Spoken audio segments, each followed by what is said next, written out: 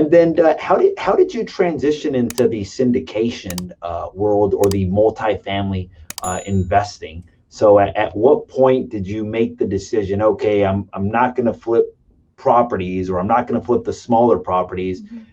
I'm going to get into the big ones. Because for me, I was buying single families, duplex, triplex. And then I heard of a guy just saying, well, you got to buy units, you got to buy units. And then all of a sudden my mind shifted to buying units. At what point did that shift happen for you and your family? And how did you make that leap as well, too? So it was actually at a RIA meeting. I am the risk adverse person between myself and my husband. I Uh-huh. don't like taking risks. So this was out of my norm. Went to a Mhm. RIA meeting. I was approached by an investor. He said, I have these turnkey properties in Indiana. I said, no. He was like, no, really, Pili, you should take a look at them. Of course, I got to know this investor. He Mhm. seemed legit. So I was just like, okay, I'll look at them. So I look at them and I'm just like, well, this might actually work better with duplexes, Mhm. triplexes. And I was just getting into like learning about Mhm. rentals, about buy and hold, the BRRRR strategy that we find on Bigger Yeah. Pockets. So I talked to him again, and I'm just like, you know what, you've shown me all these single family properties. Do you have duplexes, fourplexes? He was like, well, we usually don't deal with those. I was like, well, if you do, I'd be interested to learn and like look at Mhm. those. So he showed us a few, and I showed the numbers to my husband, and he was like, wow, this really works. And I normally don't bring the big idea. This story becomes important later on. I usually don't bring the big idea to the table. So we buy two duplexes in Indiana, and the ROI on these are like, I don't know, it was like 22% or something once we exited. So my husband sees the writing on the wall. He sees, okay, if we can do this with two duplexes, and he sits down with me, why don't we do this with fourplexes or eightplexes, or why stop there? Why not 40? Why not 400? And I Mhm. basically said, absolutely not. No.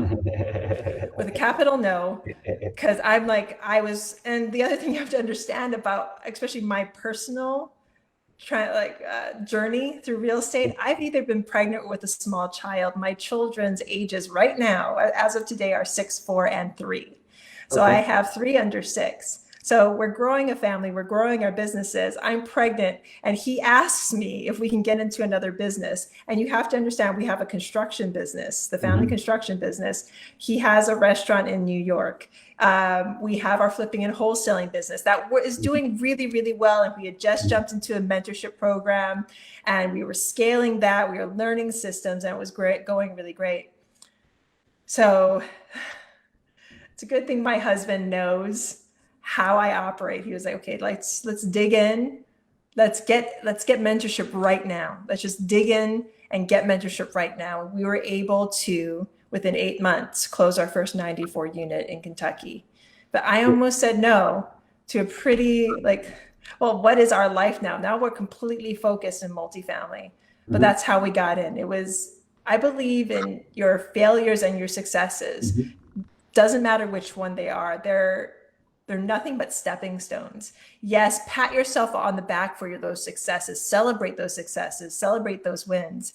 Also celebrate those failures in a way that you learn from them. Mhm. Because if you don't learn from your successes and you don't learn from your failures, then you're just stagnant.